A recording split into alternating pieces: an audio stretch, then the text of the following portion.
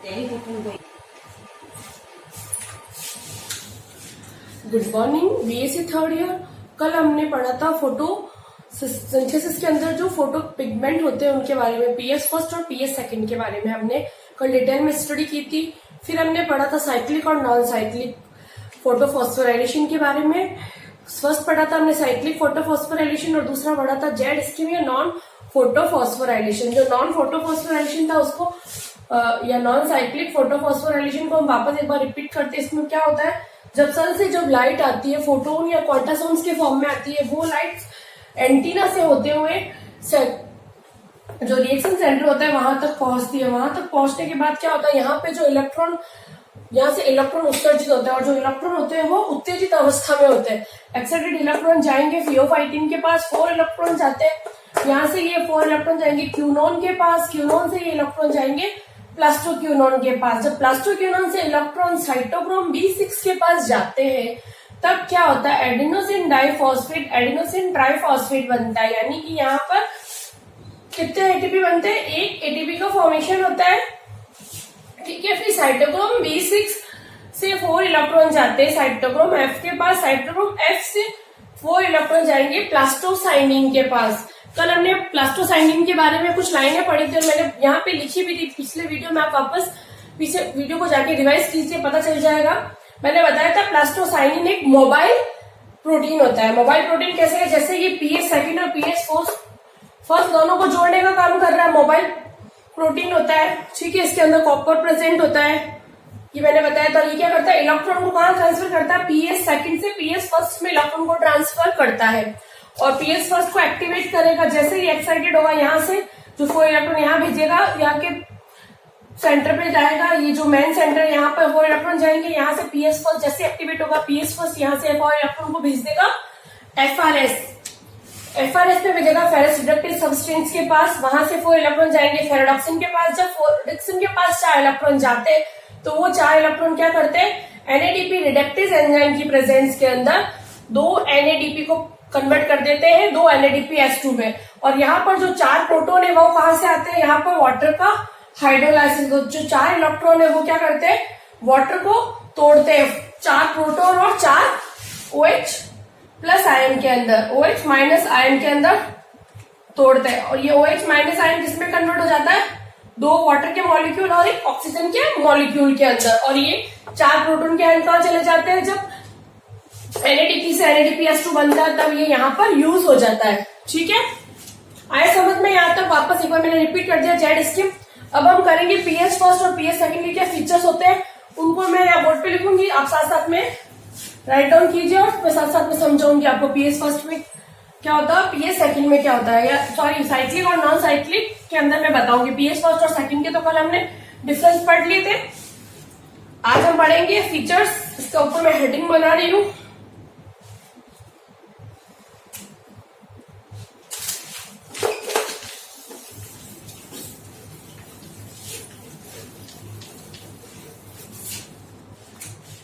Heading बना लेते हैं यहाँ पे। एक तो फर्स्ट लिख देते हैं फीचर्स, टेबुलर फॉर्म में बताऊंगी मैं एक एक आपको। दूसरा है साइक्लिक फोटोफॉस्फोराइलेशन ETS लिख सकते हैं इसको। और तीसरा है हमारा नॉन साइक्लिक या Z scheme ETS, non cyclic ETS। ठीक है, ETS। अब मैं एक फीचर्स लिखूंगी और फीचर्स के आगे इनके बारे में आपको बताऊंगी लिख के और फिर समझाऊंगी। इसमें कौन सा फोटो सिस्टम काम आता है, ETS। साइक्लिक में फर्स्ट के अंदर हम लिख रहे हैं फोटो सिस्टम। कौन सा फोटो सिस्टम काम आता है इसके अंदर, ओनली PS फर्स्ट यूज होगा इसके अंदर। कौन सा यूज होगा, only PS first, PS first use होगा। जबकि नॉन साइक्लिक में बहुत PS first and PS second दोनों यूज होंगे, बहुत यूज होंगे।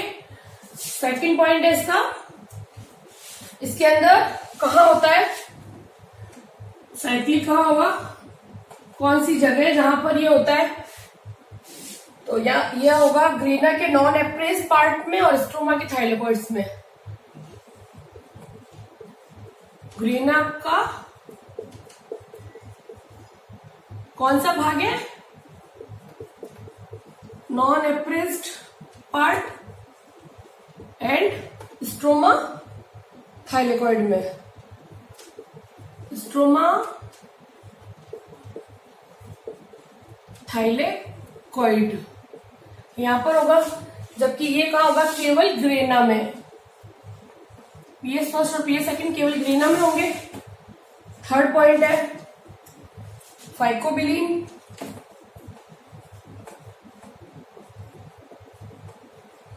फाइकोबिलिन साइक्लिक ईटीएस में एब्सेंट होते हैं, जबकि इसके अंदर प्रेजेंट होते हैं। ठीक है। फोर्थ पॉइंट है जल का प्रकाशिक अपघटन, वाटर फोटोफॉस्फोराइलेशन। जल का साइक्लिक में हमने कोई जल का प्रकाशिक अपघटन देखा था क्या? कुछ भी नहीं हुआ था अपघटन। साइक्लिक में तो नहीं होगा, जबकि इसमें होगा। ठीक है, नॉन साइक्लिक में। फिफ्थ पॉइंट है हमारा ऑक्सीजन कहां पर मुक्त होती है? निर्मुक्त। ऑक्सीजन निर्मुक्त कहाँ हुई थी? ऑक्सीजन निर्मुक्त हुई थी साइक्लिक में, तो किसी प्रकार की ऑक्सीजन नहीं निकली थी, जबकि इसमें ऑक्सीजन निकलती है। सिक्स्थ पॉइंट है हमारा reducing power, NADPH।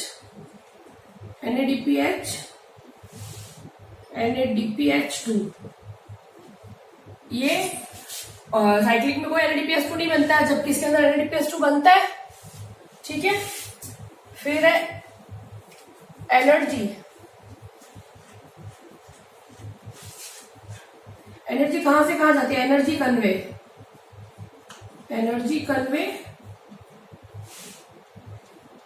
Energy currency लिख सकते हैं ऐसे हमें। एनर्जी करेंसी कहां से कहां तक होती है? यहां पर कितनी होती है? दो जगह से होगी। दो जगह होती है जहां पर एटीपी बनती है। एक तो बनता है हमारे बिटवीन फायरडॉक्सिन एंड साइटोक्रोम B6 के बीच में, और दूसरी बनती है हमारे between cytochrome B6 and cytochrome F के बीच में। ये दो जगह पे हमें एटीपी, एनर्जी करेंसी यानी कि एटीपी कहाँ का बनती है? दो जगह पे बनती है, जबकि यहाँ पर केवल एक ही जगह बनती है। एक जगह पे एटीपी बनेगी, वो कहाँ बनेगी? Between plastoquinone and cytochrome B के बीच में। प्लास्टोक्यूनोन एंड साइटोक्रोम B6 किसके बीच में बनेगी? यहां पर दो एक ही जगह पे एटीपी बनेगी। ठीक है।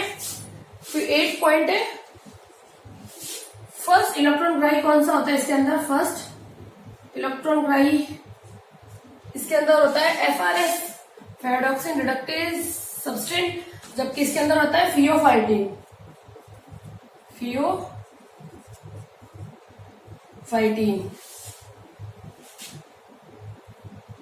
इसके अंदर होता है फियोफाइटिन, जो क्या होता है? जिसके अंदर क्या होता है? मैग्नीशियम। ये क्या? मैग्नीशियम रहित क्लोरोफिल कह सकते हैं इसको। और FRS के अंदर क्या होता है? Ferrous protein. FRS प्रोटीन भी कहते हैं इसको। एक बार वापस इसको मैं रिवाइज करती हूँ। इसके फीचर साइक्लिक और नॉन साइक्लिक में क्या डिफरेंस है मैं बताती हूँ आपको। फीचर्स यानी कि फर्स्ट एंड फोटो सिस्टम कौन सा होता है? साइक्लिक के अंदर केवल फोटो सिस्टम फर्स्ट प्रेजेंट होता है, जबकि नॉन साइक्लिक में photo system first and second दोनों प्रेजेंट होते हैं। हमने अभी जस्ट थोड़ी देर पहले मैंने इसका नॉन साइक्लिक का आपको वापस रिपीट किया था, तो मैंने बताया था कैसे पीएस फर्स्ट से इलेक्ट्रॉन पीएस सेकंड के पास, पीएस सेकंड के इलेक्ट्रॉन पीएस फर्स्ट के पास जाते हैं प्लास्टोसाइनिन मोबाइल प्रोटीन के थ्रू। हमने बताया था, हम इसीलिए बोलते हैं ये दोनों को एक तरह से लिंक करता है प्लास्टोसाइनिन। सेकंड है कहां पर होती है? साइक्लिक जो फोटोफॉस्फोराइलेशन है वो ग्रेना के नॉन एप्रेस्ड मेम्पार्ट में और स्ट्रोमा के थाइलेकॉइड्स के अंदर मिलेगा। ठीक है। जबकि जो नॉन साइक्लिक होगा वो केवल ग्रेना में मिलेगा। ठीक है। थर्ड पॉइंट है फाइकोबिलिन साइक्लिक के अंदर एब्सेंट होता है, कोई प्रकार का फाइकोबिलिन नहीं होता, जबकि नॉन साइक्लिक के अंदर हमें फाइकोबिलिन मिलेगा। ठीक है। फोर्थ फीचर है जल का प्राकृतिक अपघटन। जल का प्राकृतिक वाटर का फोटोलाइसिस ऑफ वाटर, जल के प्राकृतिक अपघटन। हमने जब साइक्लिक रिएक्शन पढ़ी थी उसके अंदर कोई प्रकार के जल का प्राकृतिक अपघटन नहीं हो रहा था, तो एब्सेंट। जबकि नॉन साइक्लिक के अंदर हुआ था जल का प्राकृतिक अपघटन। कैसे हुआ था? वाटर मॉलिक्यूल टूटा था तो क्या बने थे? 4 प्रोटॉन बने थे और 4 OH माइनस आयन बने थे। और जो 4 प्रोटॉन थे वो कहाँ जा रहे थे? 4 प्रोटॉन जा रहे थे जो नॉन साइक्लिक का जो लास्ट होता है जहां पर NADP कन्वर्ट होता है NADPH2 में, उस समय वो 4 प्रोटॉन वहां पर यूज होते हैं लास्ट NADP रिडक्टेज एंजाइम की प्रेजेंट में भी मैंने जेड स्किन में बताया था आपको। और जो 4 OH माइनस आयन होते हैं वो 2 वाटर के मॉलिक्यूल और ऑक्सीजन के फॉर्म में बन जाता है। ठीक है, ये हमने सब नॉन साइक्लिक में बताया। फिर ऑक्सीजन हमने साइक्लिक में कोई प्रकार की ऑक्सीजन मुक्त नहीं होती है, जबकि नॉन साइक्लिक में ऑक्सीजन मुक्त होती है। हमने अभी बताया जो 2 OH माइनस आयन होते हैं वो 2 वाटर के मॉलिक्यूल बनाएंगे और 1 ऑक्सीजन का मॉलिक्यूल रिलीज करते हैं। ठीक है, थर्ड है फिर NADPH2। यहाँ पर हमने साइक्लिक में कोई भी NADPH2 नहीं मिलता है, जबकि यहाँ पर NADPH2 के 2 मॉलिक्यूल्स बनते हैं।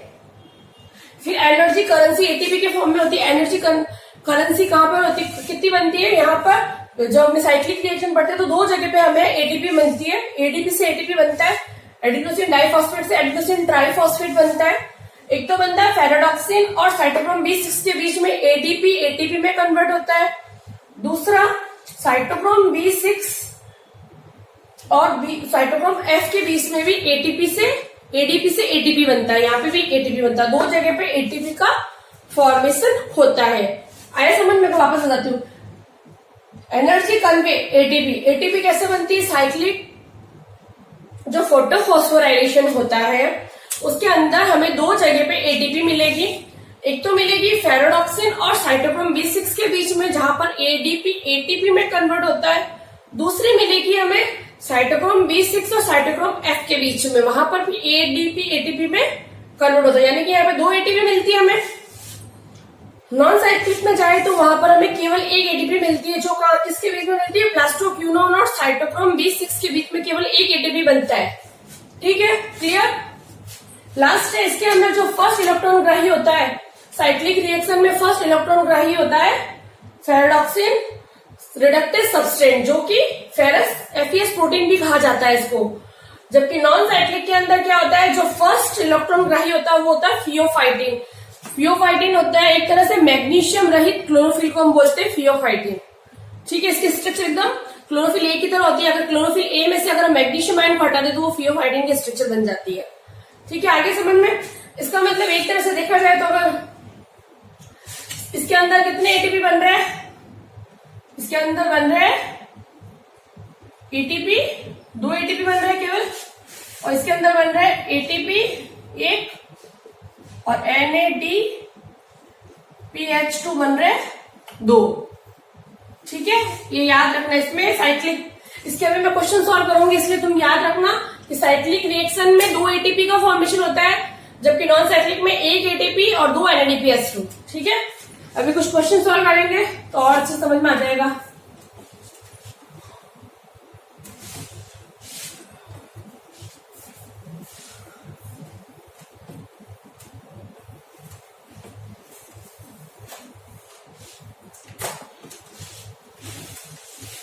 क्वेश्चन नंबर फर्स्ट है मेरा, अगर हमें एक ग्लूकोज का अणु बनाने के लिए, एक ग्लूकोज का अणु बनाना है, ग्लूकोज फॉर्म करना है, उसके अंदर अगर 12 NADPH2 DPH2 और 18 ATP की आवश्यकता है, 18 ATP की रिक्वायरमेंट है, 18 ATP चाहिए। ठीक है, अगर एक ग्लूकोज के अणु बनाने के लिए अगर इतनी 12 NADP और 18 ATP चाहिए तो साइक्लिक नॉन साइक्लिक कितनी बार चलेगा? साइक्लिक या नॉन साइक्लिक EDS कितनी बार चलेगा? कितनी बार चलेगा? तो कितनी बार चलेगा बताओ। हमने फर्स्ट ही बता दिया, साइक्लिक में कितने ATP बनते हैं? साइक्लिक में बनते हैं हमारे 2 ATP, साइड में लिख देते हैं। और नॉन साइक्लिक में क्या क्या बनता है भाई? नॉन साइक्लिक में तो बनता है हमारे 1 ATP बनता है और 2 NADPH2। तो हम बोल रहे हैं कि 12 NADPH2 बन रहा है, यानी कि 12 NADPH2 बनाने हैं तो एक साइकिल के अंदर हमें चाहिए, अगर इसमें अगर इसको सॉल्व करते हैं इस क्वेश्चन को कैसे होगा, सॉल्व करते हैं कि भाई एक नॉन साइक्लिक के अंदर अगर एक नॉन साइक्लिक रिएक्शन होती है तो उसके अंदर बनते हैं 2 NADPH2 H2 एंड 1 ATP बनता है। ठीक है, तो कितने चाहिए हमें? 12 चाहिए तो कितने बनेंगे? 6 नॉन साइक्लिक होंगे तो कितने बनेंगे हमारे टोटल? 6 बार नॉन साइक्लिक होगा तो कितने बनेंगे? 12 NADPH2 12 NADPH2। ठीक है, ठीक है। तो अब एटीपी कितने बनेंगे? इसके साथ साथ एटीपी बन जाएंगे, 6 एटीपी बन जाएंगे। ठीक है, इसका मतलब टोटल कितना हुआ है? 6 एटीपी यहाँ बन गए। तो हमने क्या किया, जो 18 एटीपी थे उसमें से अगर 6 एटीपी को घटा दिया तो कितने बच गए? 12 एटीपी। यानी कि साइक्लिक कितनी बार चलेगा? साइक्लिक भी चलेगा हमारा। साइक्लिक में एक बार में 2 एटीपी बनते हैं, तो 12 बनाने के लिए 6 बार साइक्लिक चलेगा, तो कितने बन जाएंगे? 2 into 6 ATP equal to 12 ATP यहाँ पे बन जाएंगे। ठीक है, आए समझ में पूरा क्वेश्चन? टोटल हमें एक ग्लूकोज का मॉलिक्यूल बनाने के लिए 6 बार तो चलाना पड़ेगा नॉन साइक्लिक, 6 बार चलेगा नॉन साइक्लिक और 6 बार ही साइक्लिक, दोनों अगर 6 बार चलते हैं तो हमारे टोटल कितने बनेंगे? 12 NADPH2 और 18 ATP का फॉर्मेशन होगा और एक ग्लूकोज का मॉलिक्यूल बनेगा। ठीक है,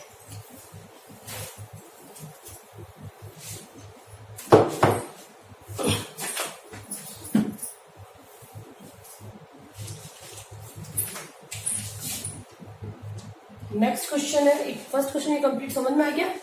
एक और क्वेश्चन करते हैं हम कि भाई अगर कोई गणने का प्लांट है उसके अंदर एक ग्लूकोज अणु बनाने के लिए, भाई गणना है, गणने में एक ग्लूकोज अणु बनाने के लिए अगर 12 तो NADPH2 और कितने 30 एटीपी बनते हैं, तो कितनी बार साइक्लिक और नॉन साइक्लिक चलेगा? नॉन साइक्लिक कितनी बार चलेगा? तो उसको सॉल्व करते हैं हम। क्या हमने बताया कि भाई एक बार नॉन साइक्लिक चलता है तो 1 एटीपी और 2 NADPH2 बनते हैं, तो यहाँ पर एक तो फिक्स हो गया कि भाई कितना चलेगा नॉन साइक्लिक, कितना चलेगा? 6 बार चलेगा। 6 बार चलेगा तो कितने बनेंगे? 12 NADPH2 बन जाएंगे और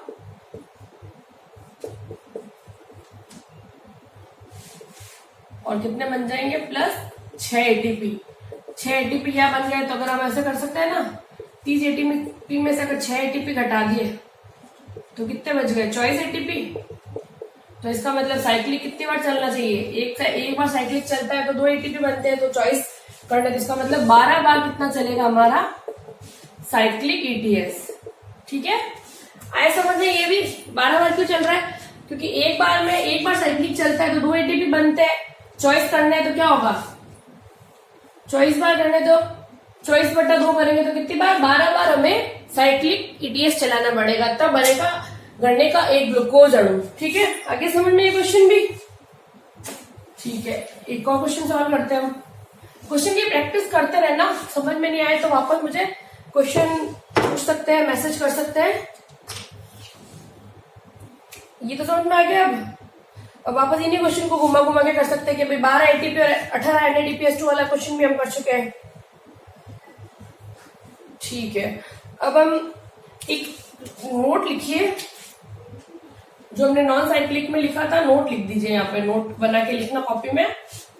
जब 4 वाटर के मॉलिक्यूल्स का जलीय अपघटन होता है तो कितना बनता है? 4 तो प्रोटॉन आयन बनते हैं, 4 इलेक्ट्रॉन बनते हैं और कितना बनता है? और क्या बनता है? प्लस 4 OH माइनस आयन बनते हैं, जो आगे जाके क्या बनाएंगे? 2 वाटर के मॉलिक्यूल प्लस ऑक्सीजन का। ये मैंने अभी आपको नॉन साइक्लिक जेड स्कीम में बताया था। और ऑक्सीजन क्या है? एक प्राण वायु है।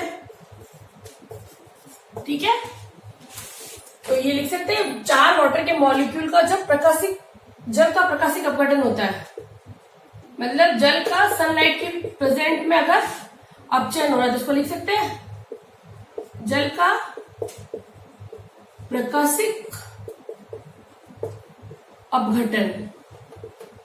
और ये किस मैग्नीज +2 और क्लोराइड आयन की प्रेजेंस में होता है। ठीक है, आया समझ में ये वाला। ये रिएक्शन हमने अभी नॉन साइक्लिक के अंदर जेड स्ट्रीम के अंदर देखी थी, और ये जो 4 जो प्रोटॉन्स आए थे इनसे NADPH2 बन रहा था। ठीक है, और ऑक्सीजन लिबरेट हो रही थी। आगे समझ में यहां तक?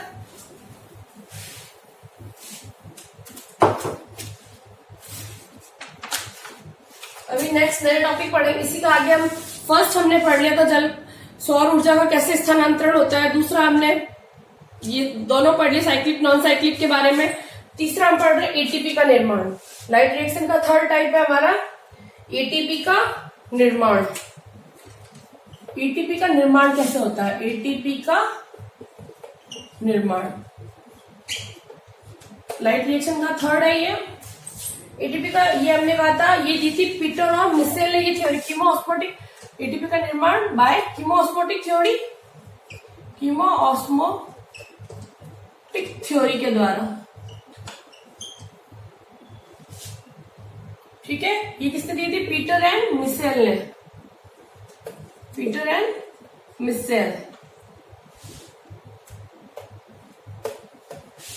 मिसेल ने यह थ्योरी दी थी। ठीक है, इसमें होता क्या है इसको एक बार बना के बताती हूँ। इसमें होता कैसे है, क्या होता है।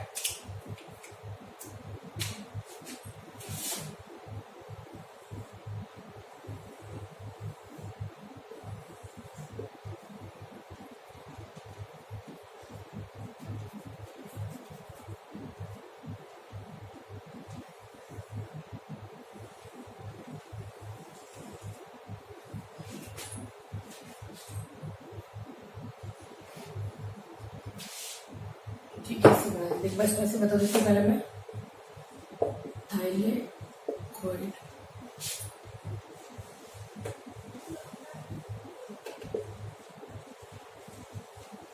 ह्यूमन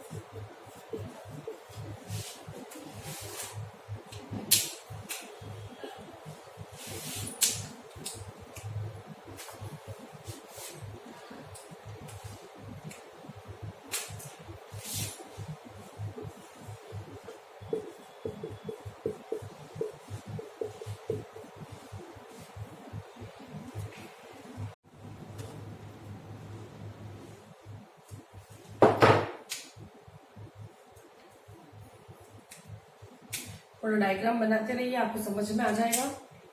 ठीक है,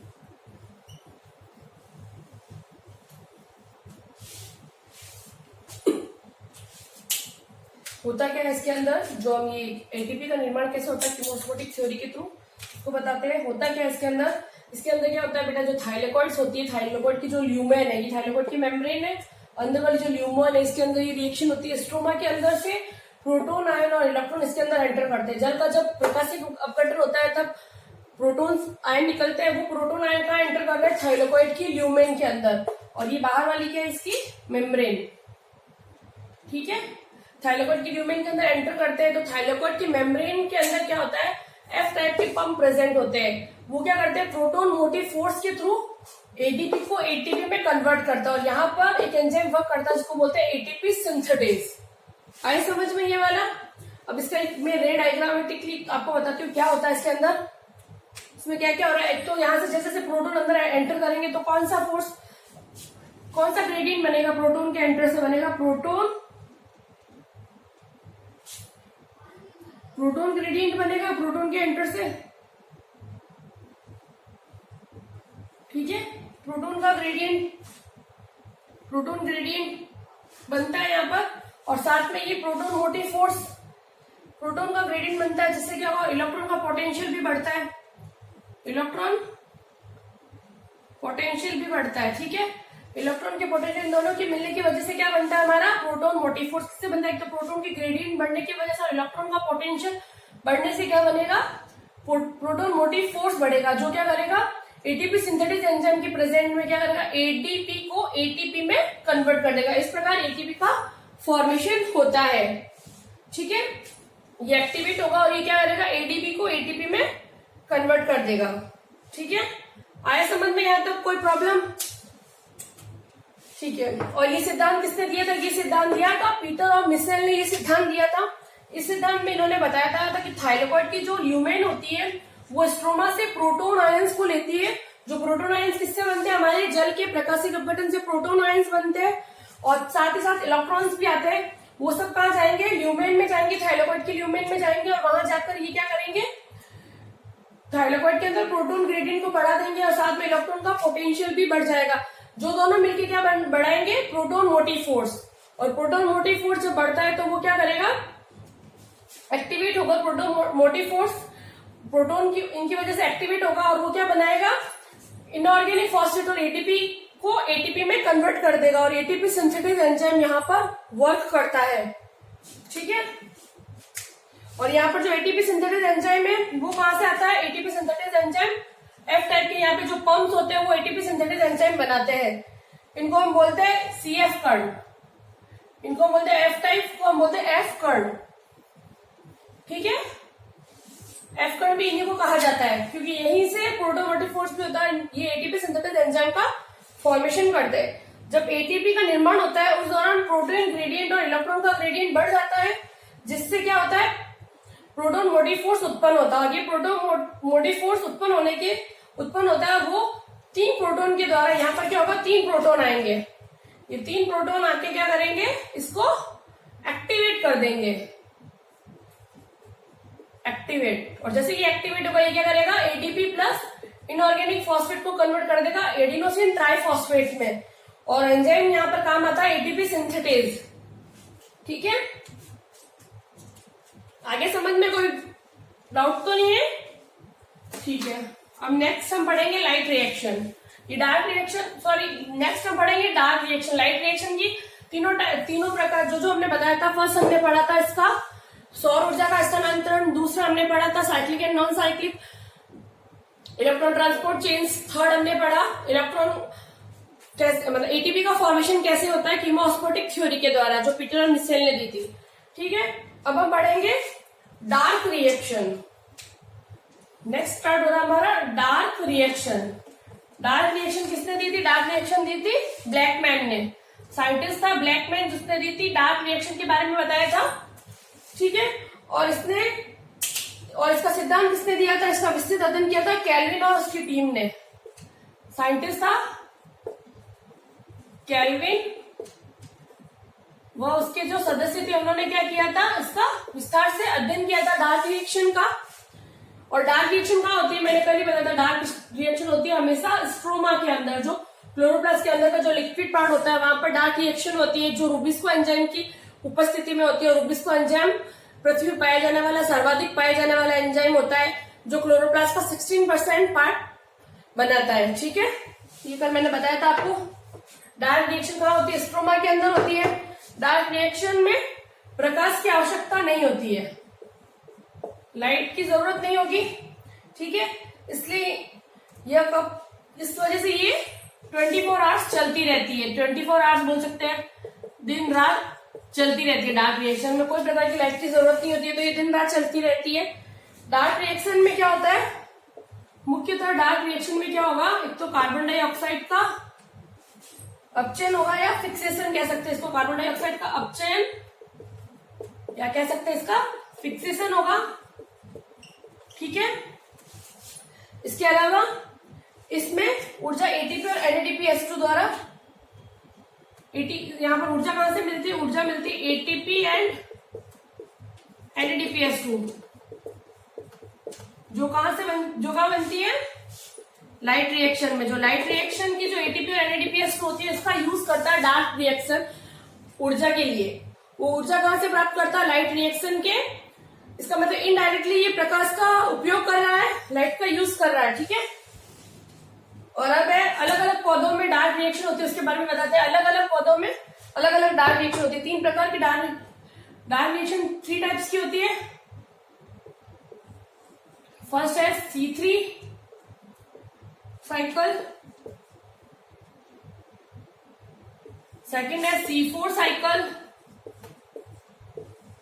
और थर्ड है कैम साइकिल। ये तीनों डार्क रिएक्शंस के अलग अलग 3 प्रकार होते हैं, ठीक है। आया समझ में यहाँ तक। अब फर्स्ट हम स्टार्ट करते हैं C3 साइकिल। पहले अब एक इनके बारे में थोड़ा सा हम कर लेते हैं। C3 साइकिल क्या होता है, C4 साइकिल क्या होता है, इसके बारे में थोड़ा सा हम पहले पता कर लेते, फिर एक एक को डिटेल से पढ़ेंगे। फर्स्ट है हमारा C3 साइकिल, दूसरा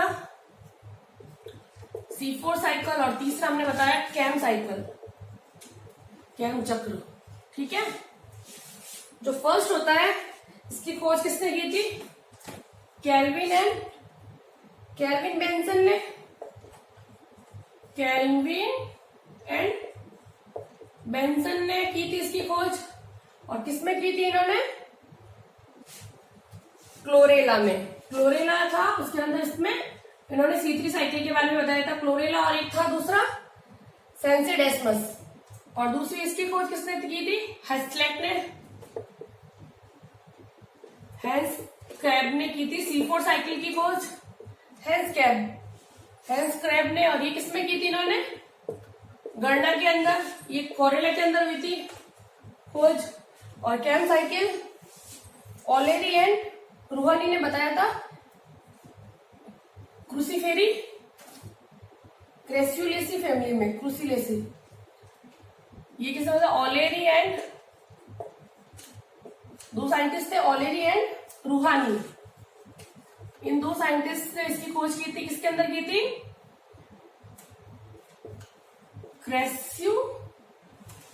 क्रेस्युलेसी फैमिली में।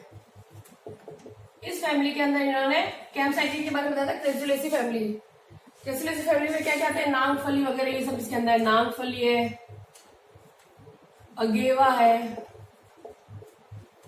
और भी है काफी सारे इसके अंदर, कैक्टस है, अनानास है, ये सब इस फैमिली में आते हैं, ठीक है। फर्स्टली ये केल्विन साइकिल है, ये मोस्टली सब प्लांट्स में मिलेगा, मोस्टली प्लांट्स के अंदर मिलेगा, मोस्टली प्लांट, गेहूं एंड जौ में, ठीक है। और C4 साइकिल मोस्टली मोनोकॉट्स के अंदर मिलेगा, मोनोकॉट प्लांट्स के अंदर मिलेगा, एक बीजपत्री के अंदर जैसे, और कुछ जैसे कि मक्का हो गया, बाजरा हो गया, इनके अंदर मिलेगा। और कुछ डाइकॉट्स में भी मिलेगा, फ्यू डाइकॉट्स। और फ्यू डाइकॉट्स के अंदर कौन कौन सी है, एमेरेंथेसी फैमिली और एमेरेंथस फैमिली, और दूसरी एमेरेंथस फैमिली, और दूसरी है चिनोपोडियेसी फैमिली के अंदर हमें ये मिल जाएगा, चिनोपोडियम फैमिली में। और ये 19 फैमिली में मिलता है, पोएसी एंड दूसरा है साइप्रेसी, ठीक है। इसका दूसरा नाम है केल्विन साइकिल,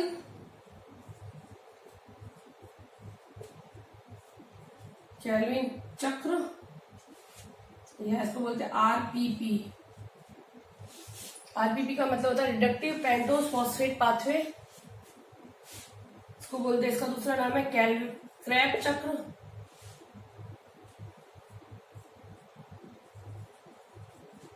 ठीक है,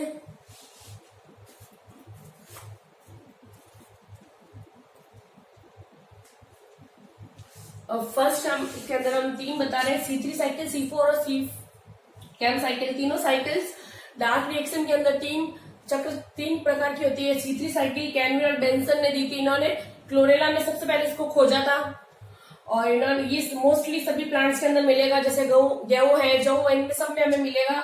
इसका दूसरा नाम है केल्विन चक्र और RPP, reductive pentose phosphate pathway इसका पूरा नाम है। C4 साइकिल हैंस क्रैब ने दी थी, ये गन्ने में खोज की थी इन्होंने सबसे पहले। मोस्टली ये मोनोकॉट्स के अंदर मिलती है, मक्का है, बाजरा है, इनके अंदर मिलेगी, और कुछ डाइकॉट्स के प्लांट्स के अंदर भी मिलती है, जैसे एमरेंथस के, चिनोपोडियम प्लांट्स के अंदर 19 फैमिलीज के अंदर आती है, पोएसी एंड साइप्रेसी। ठीक है, और कैम साइकिल ओलेरी और रूहानी ने बताया था इसके बारे में। और इस C4 साइकिल का दूसरा नाम है क्रैब चक्र। कैम साइकिल है, कैम साइकिल ओलेरी एंड रूहानी ने दी थी, इन्होंने कैजुरिएसी फैमिली में मोस्टली ये मिलते हैं, जैसे नागफली हो गया, अगेवा हो गया, कैक्टस हो गया, अनानास हो गया। और ब्रायोफाइट का एक विल्चेस्विस प्लांट है जो एकमात्र जिम्नोस्पर्म, और कुछ ब्रायोफाइट्स के अंदर ये मिलेगा। ब्रायोफिलम विल्चेस्टिस एकमात्र जिम्नोस्पर्म है जिसमें कैम साइकिल मिलेगा। ब्रायोफिलम विल्चेस्टिस एकमात्र एक ऐसा जिम्नोस्पर्म है जिसके अंदर हमें कैम साइकिल मिलता है, एसिडिफिकेशन मिलता है इसके अंदर। ठीक है,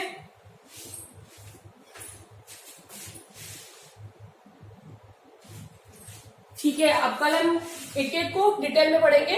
थैंक यू सो मच।